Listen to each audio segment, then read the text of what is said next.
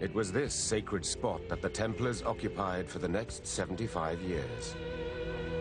They could have been based anywhere, really, but they chose the Temple Mount. And this could have been due to the mystique of Solomon's Temple, or it could have been another reason. In accounts written long after the fact, it is claimed that the Templars' mission was to protect pilgrims traveling to the Holy Land, a story that some experts have come to doubt. There doesn't seem to be a single written account, documented account, of anyone who ascribes guarding the roads to the Templars. They must have been doing something other than protecting pilgrims, because 9 guys just can't protect that many pilgrims. What were the 9 founding knights doing at the Temple of Solomon before their triumphal return to the West in 1128?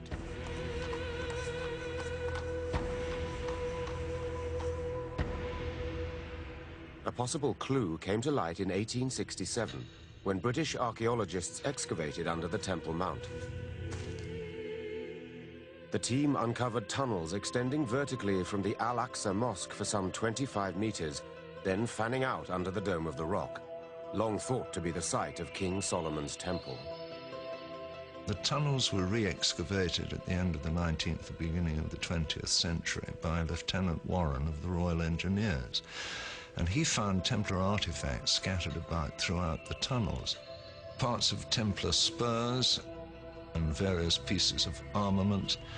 Nothing large, but sufficient to indicate that the tunnels had been used by the Templars or excavated by them. Why were they excavating under the Temple Mount? What were they looking for?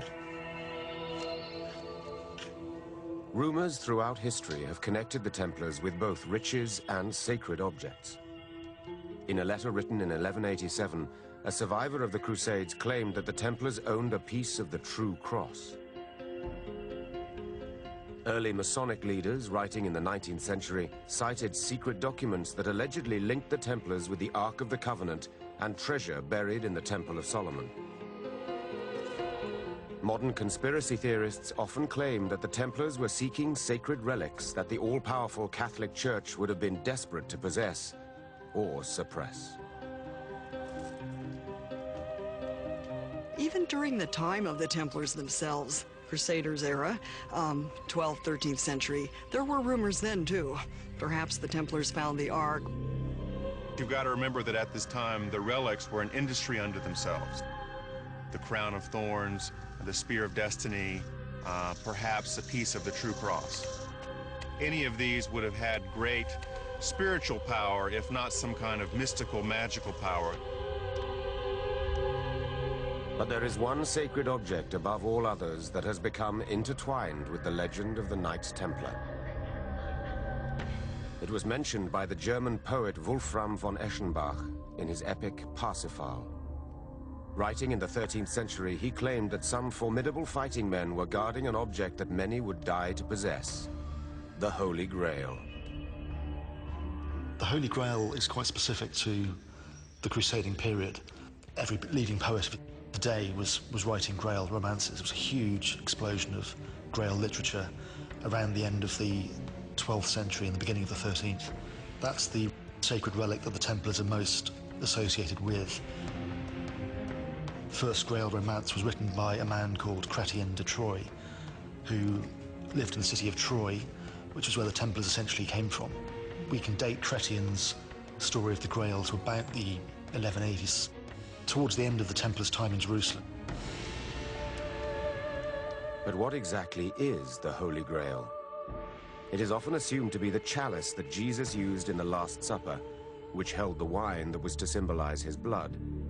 But there are other theories. It could be any number of things, including a vial of precious blood. It could be a blinding white light, some of the Arthurian accounts. Some people would say that the Grail is essentially a Christianized version of the old Celtic cauldron of plenty. It could have been a silver platter, a spear, a secret book. Some believe possibly the Gospel of St. John. Then, of course, there's the widely known theory that the Grail was, in fact, the holy bloodline of Jesus and Mary Magdalene. The Grail was actually the womb of Mary Magdalene that she married Jesus, and they had a family. Is the area covered in famously by books like the Da Vinci Code.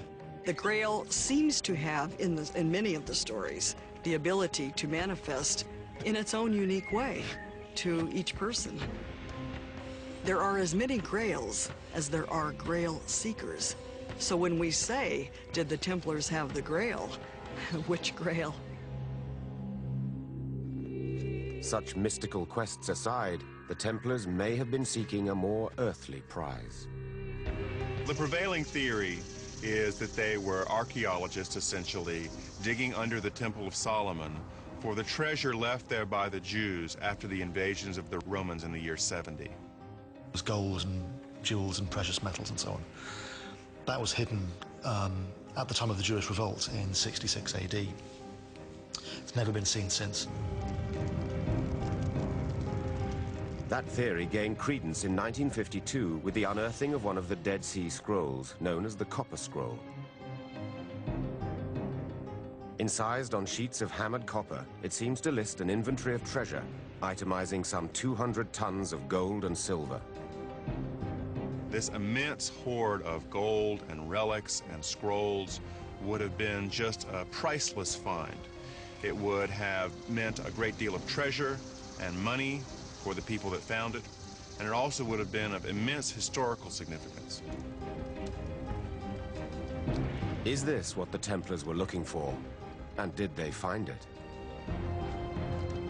Frankly, it's a matter of speculation. But what is known is that when they finished their excavations, they scurried back to Europe, all 9 of the founding knights, at some considerable speed.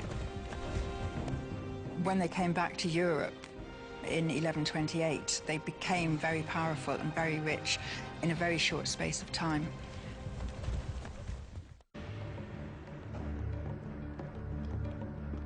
The Knights Templar, a holy order and a military force.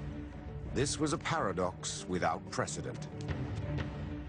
This was a very new idea at the time. There never had been this idea of the praying monk or a priest taking up arms. They were sworn to follow the religious precepts of poverty, chastity, obedience, and piety. But they were warriors as well, among the most indomitable and bloody in the medieval world. They weren't accepted by everybody. Certain writers thought they were, it was really strange to have military monks, or monks who killed for Christ. But when the founding Templars returned from Jerusalem in 1128, they had a powerful patron to help refute any objections. St. Bernard of Clairvaux was the leading churchman of his time. He comes to the Templars' defense, sings their praises, writes a tract in their defense. A Templar knight, Bernard wrote, is a truly fearless knight and secure on every side, for his soul is protected by the armor of faith, just as his body is protected by armor of steel.